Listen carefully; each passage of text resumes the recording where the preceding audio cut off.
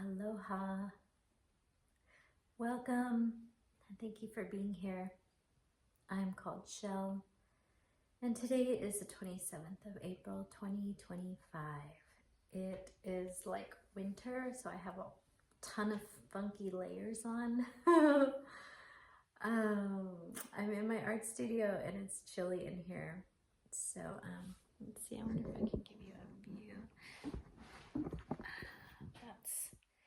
That's my little painting studio. And yeah, I've got some lovely views. The trees and the hills, the nature all around. Oh,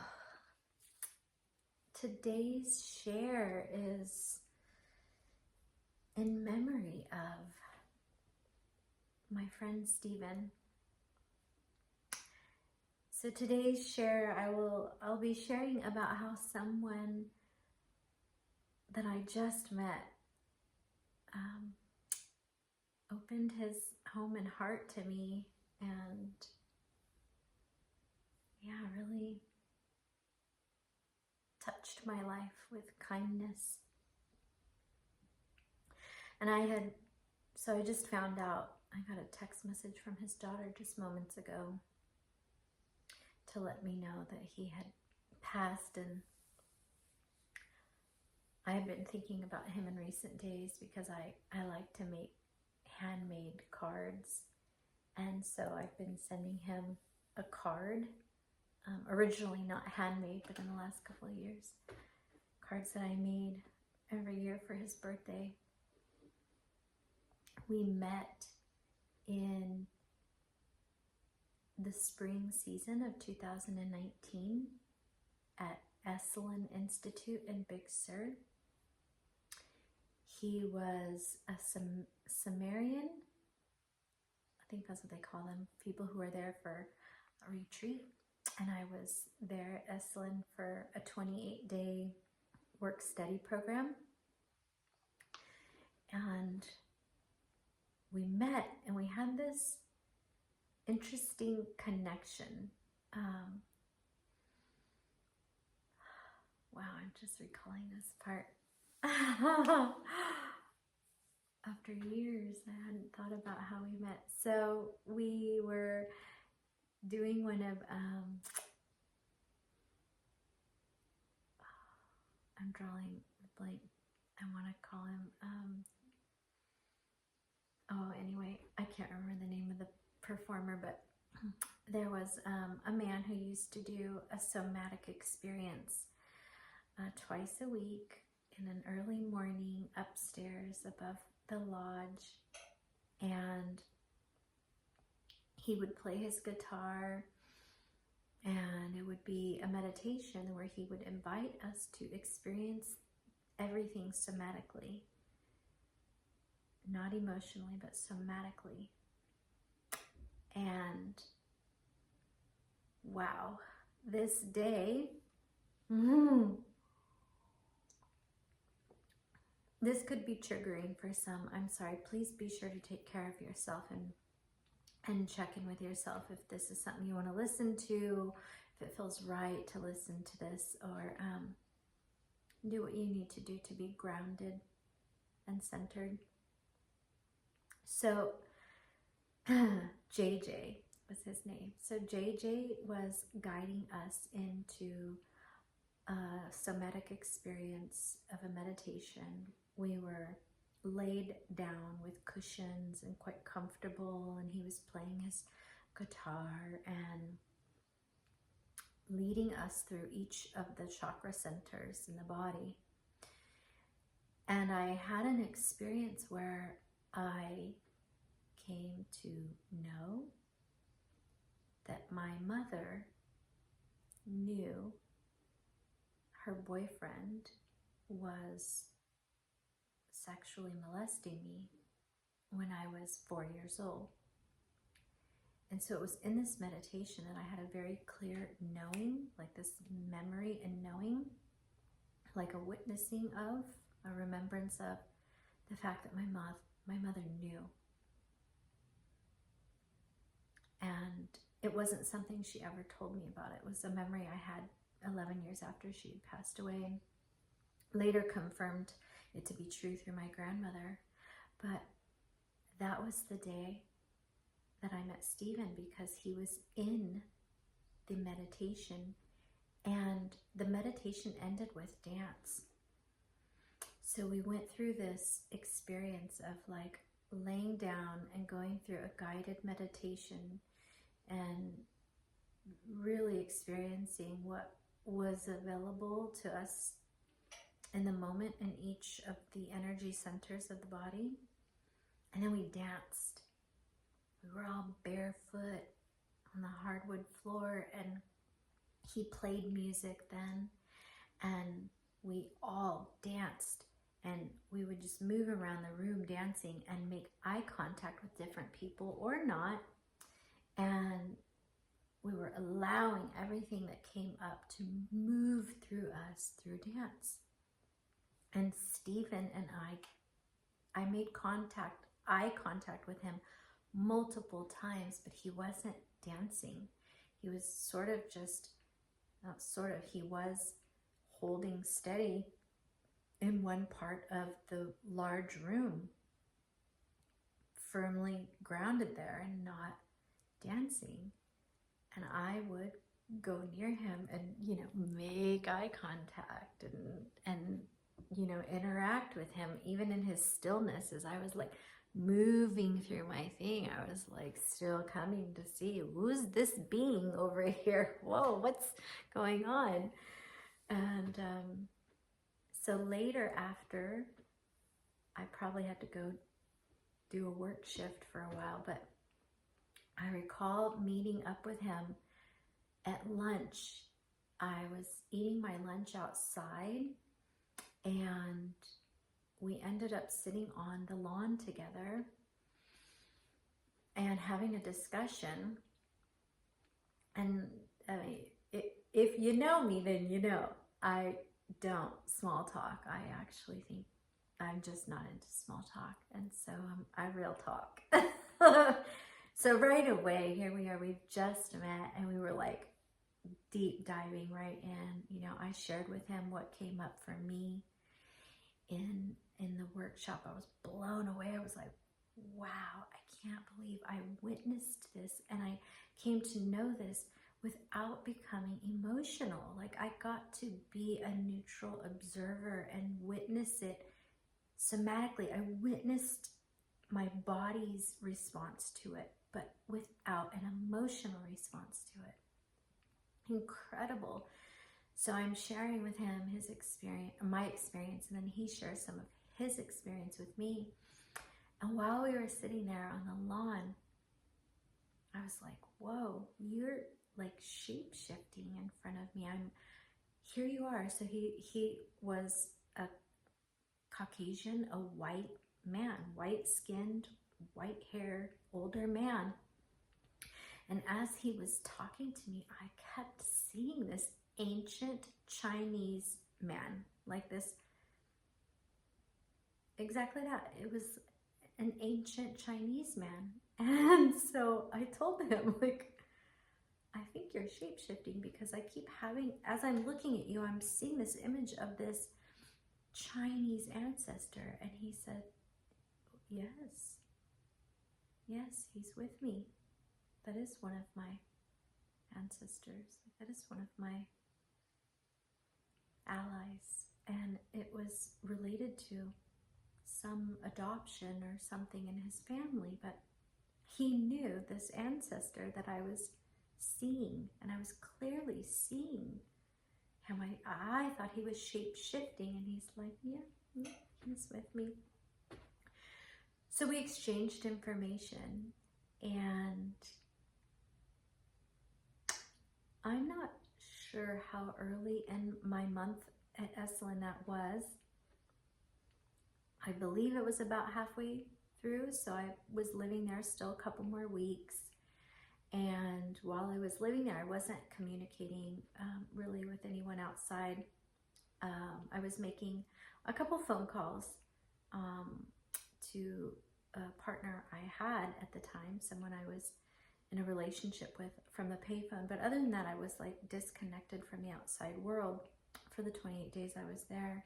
And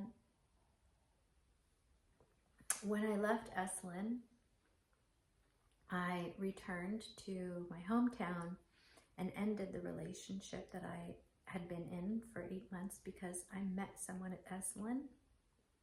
And I didn't end the relationship to be with this other person, the person I'm with now, but I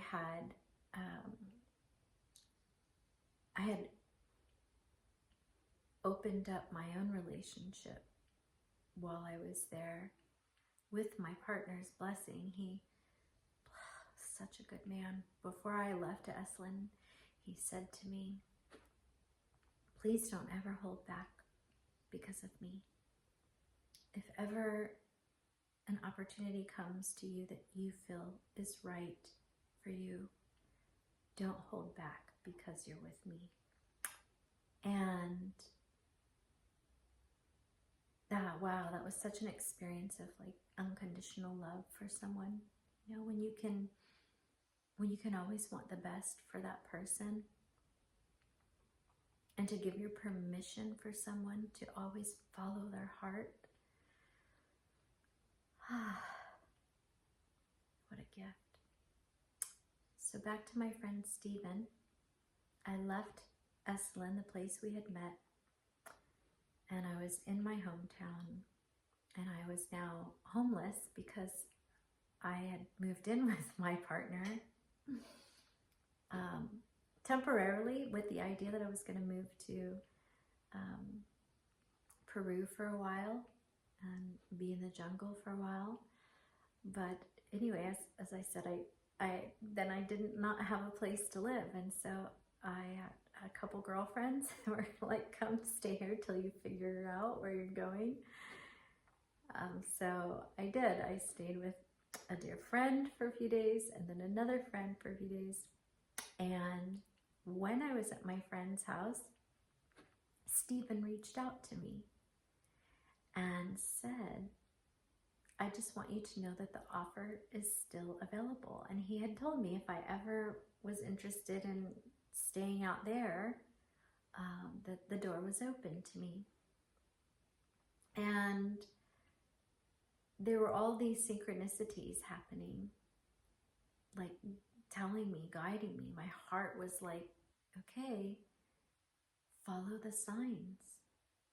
Follow the signs that resonate with your heart. So I went and stayed with him, and there was zero romantic attraction between Steven and I. We were connecting as friends, but there was this part of me that really wanted to stay a little longer to see what might, if anything, might become of this other connection I made at Esalen. And this place that Steven lived was an area called Santa Cruz, California, and it was much closer to Big Sur, California, than Peru, total different country. So I accepted the offer, and so here's this man that I have met and spent like an hour with on a lawn, having a wonderful connection on a sunny day on the lawn at Esalen. And there I go, just with my backpack, and I had a RAV4 at the time named Betty. I drove her out there, and I had my whole life at the time was like, oh, I have it here. It was in a yellow trunk at my girlfriend's house. She was storing it for me. Let's see if you can see that yellow trunk there behind my big painting. That's it. So it holds quite a bit, actually. So I had my life in there, and a couple things at other like family's house, you know, like a tote at this cousin's house and a couple tote at this cousin's house of a few things, and the rest of my life I had given away. And then I had a backpack, a large backpack with my clothes and my travel altar, and I went to Steven's, and I moved in, and my first night there, My first night of sleep was one of the scariest nights of my entire life. Oh my gosh. So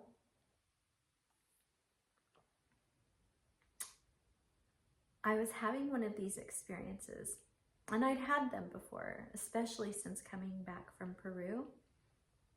When I opened my field, I had sat in some ayahuasca ceremonies, and when I left those ceremonies, my field was so open that I continued to be like, my gosh, I felt like I was tortured for months. These spirits would come and just harass me from like 2 a.m., maybe 1 a.m., about 1 a.m. to like 4 a.m. nightly. It's insane. And the first night that I slept at Steven's house, they were so vicious that I was wide awake, in the bed, wide awake. And I wasn't fully paralyzed this time. Sometimes I am, or had been. These don't happen to me anymore, these experiences, but I was paralyzed that night from the waist down, and my voice was gone. And so I was wide awake, and I was sitting up, and I was trying to scream for help, and I could not make a noise. And I was giving every effort to scream, and nothing would come out. And it went on for hours. I couldn't get out of the bed. I was paralyzed from the waist down. And I just felt like I was being tortured. When I came out of the room in the morning, and he asked me, "How did you sleep?" I was honest, and I told him what happened to me. And he nodded. Yeah. And I was like, wow, what a school I'm in right now. I'm learning about how important it is that I set up my altar and my space before I sleep anywhere. A lesson it still comes up for me once in a while. I get a little, and I'm reminded, I'm like, oh, how many times am I gonna have to learn this lesson? I just don't get tortured anymore. It's just like, things will come in and attempt to whatever, and I'm like, back off. But anyway, it was a great lesson for me because, oh my goodness, like, I knew he knew what I was referring to. And so I was like, oh, these are the demons that live here with him. Like, this is what he's dealing with. And he was dealing with an autoimmune disorder, an autoimmune disease that was so painful for him, that I came in at the right time because he needed help. He had planted and made the most beautiful garden in his home, and in recent years he couldn't care for it because of the autoimmune disease that was torturing him. And so I was there to help transmute some of the darkness that he was living in and with, because I could. And so I did. I spent 8 hours a day gardening for several days, and he was like, wow, not only have you earned your room to stay in, and I mean, I was at the harbor in Santa Cruz. It was a lovely place to be. He's like, not only have you like earned your stay here, but I want to cook you dinner, like, let me cook you dinner as well. And so we had this really unique relationship, because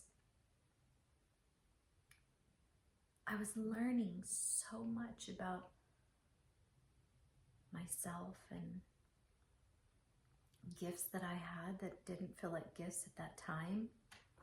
And yeah, I learned how to set my space before I went to sleep. Let me tell you, I mean, I had to calm myself out of fear to go to sleep the next night. I mean, I could not have set the space in that room more times than I did. It was like, okay, all right, what now? I've lit the sage, I've lit this, I've now also brought in a sweet scent to bring in the good guides, and like I've called on all of my family of light to help me be protected in my sleep this night. And I would go around the room and do it again. And then it was like, I'd get in bed and like, did I forget anything? Because I don't want to be tortured tonight. But it was a great lesson for me because I got through it and I started to sleep well there. And shortly into my stay, one day, also, it allowed me to see this person that I'm currently with, but at the time I was like, oh my goodness, so just like, what is happening? My whole world is changing.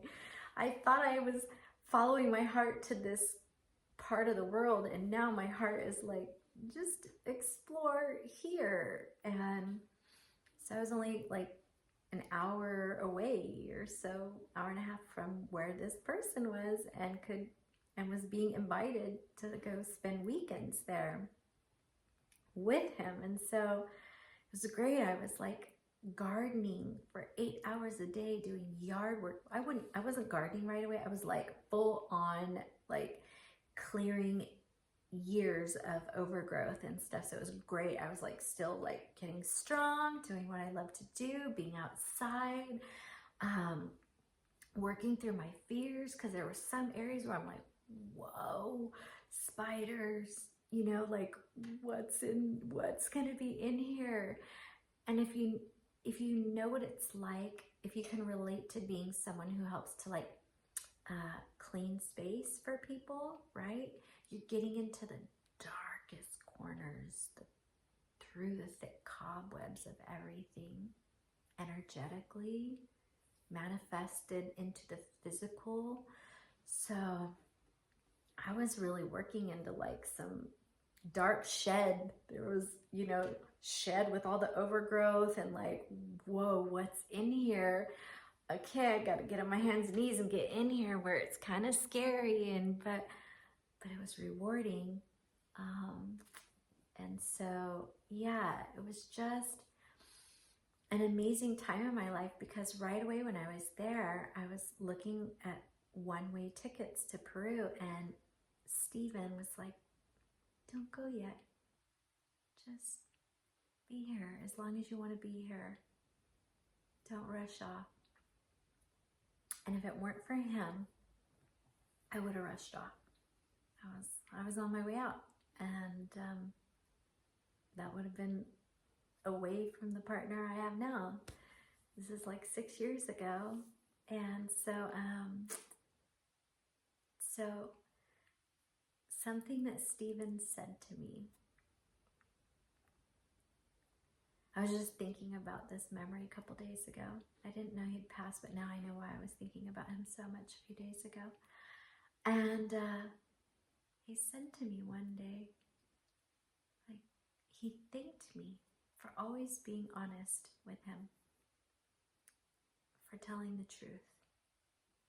And I was like, okay, yeah, sure, you're welcome, whatever. And then he told me, he said, no, I know when people are being honest.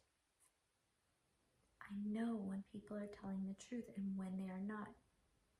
I know, like, I get a sense, like, he was telling me he could read truth or not on people. So I was like, wow, I want that. How do you get that? I want that. What do I do to get that? And so I always had that with me, that want, like, and I have come to know, and I share this with all of you, when we meet people that have certain gifts and skills and things they share, and it's so resonant for us, and it's like, hey, I'd like to learn how to do that, then it's there for us, it's available. So, my dear friend who has transitioned out of his body, who I am sharing these memories in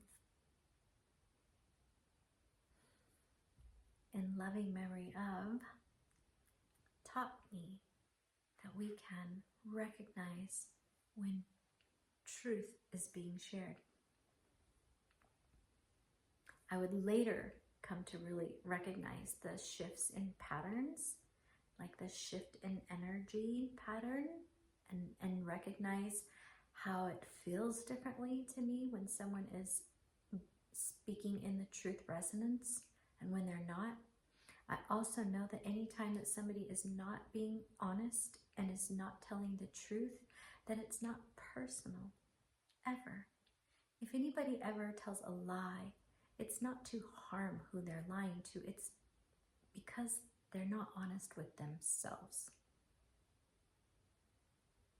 You can only be honest with other people when you're honest with yourself first. Some people do not have that relationship yet. It's not personal to others. So my dear friend Steven taught me that we can, if one wants to, know when another person is speaking the truth, being honest or not. So I loved that he shared that with me. And he never told me how he knew. It just became something that was my own journey to learn. But because of him, I knew it was possible. And he appreciated knowing that I was there, always being 100% honest.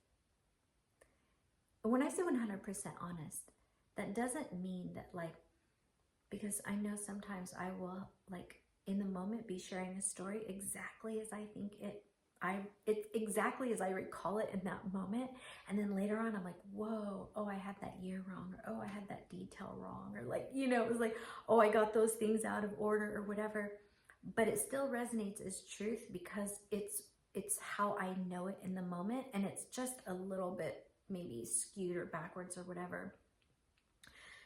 When someone is just like saying, like, you know, oh yeah, my eyes are absolutely green and I live in Mississippi, United States. You know, like when you just absolutely know that what you are speaking is not true, that's when the resonance changes and a person can know. But so what a gift. Steven shared so many gifts with me. I mean, he opened his home to me. He trusted me there was a period of time where he left to go do another 5 days at Esalen, and I was in the home myself. I was able to have a girlfriend come stay with me, and we had beach days, and yeah, he was very generous in his sharing of his life with me.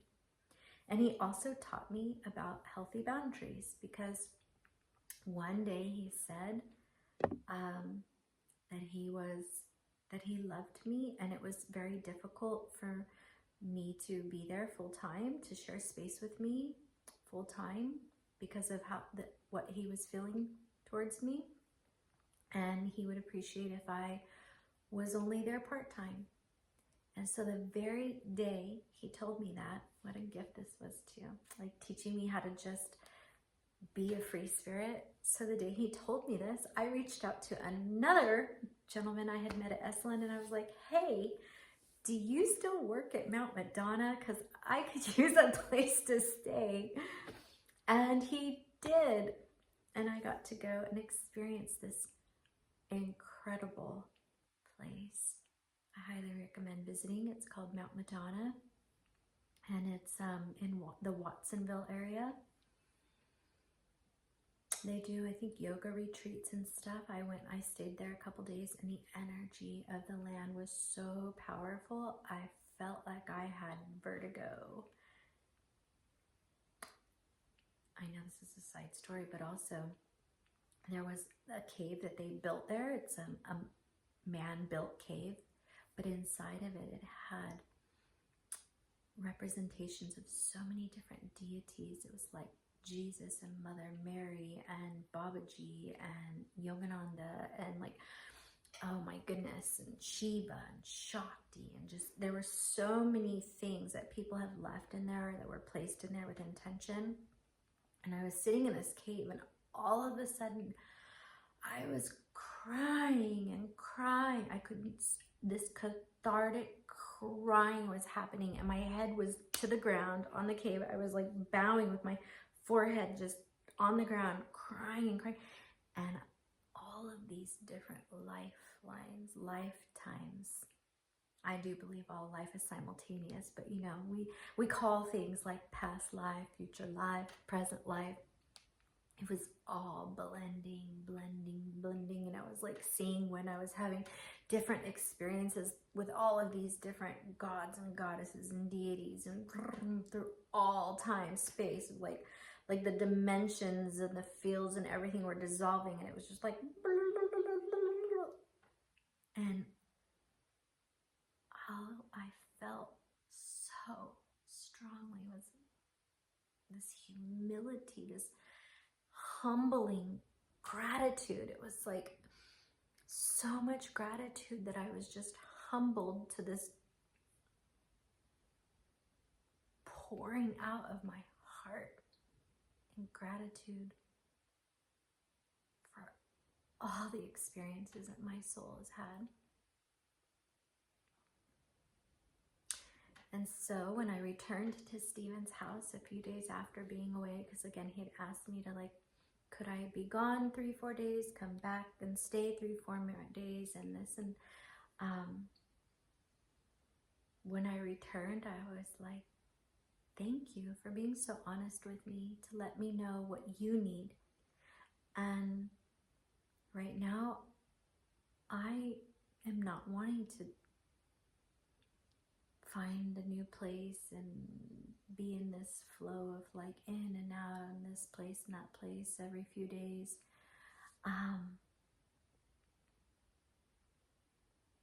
Wow, and my gosh, let me tell you, God provided, because I found out that my beloved partner, who I'm with now, had a home that was close enough to my grandmother, who was still living. She's in the last year of her life. He owned a home like an hour and 45 minutes away from where she lived, and he gave me permission to move in and live there, even though he wasn't living there yet. He was still at Esalen, and so I could see my grandmother as often as she would allow. And so Steven and I decided we would still visit, that I would come and stay once in a while, just for a couple days at a time, help him out around the garden and check in with each other. And that really only happened a couple more times. Once more actually. But we kept in touch, and I sent cards each year since then. Postcards if I was traveling far.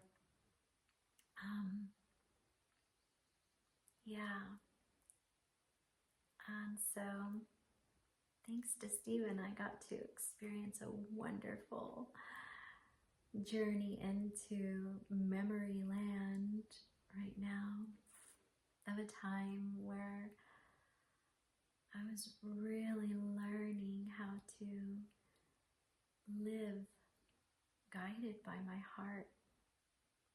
This was all within the first year of quitting my job, quitting work, leaving like the societal norm of living that I had been accustomed to my whole life, and living so out of the box. I mean, I've always been the rebel that didn't fit in, but this is, when I met Steven, like I said, I'd spent an hour with him on a lawn connecting, and then went and moved in because I knew that my heart was guiding me to a place that was, it had a lot for me to learn, and I did. And so this man who was in a position to share himself and his home in exchange for some help and some bright light and love to come into his life, we really got to serve one another in such a beautiful way. And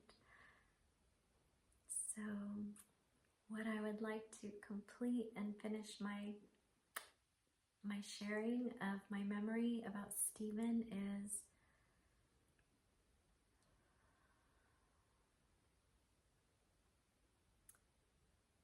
that there is opportunity in every day. There's opportunity with every person that we meet to be open, to be truly open with, and to have experiences that just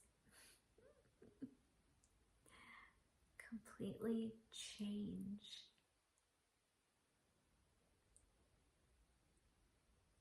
old patterned, learned behaviors that open us up to new levels of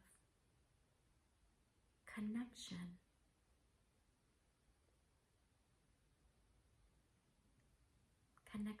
community, love. Yeah.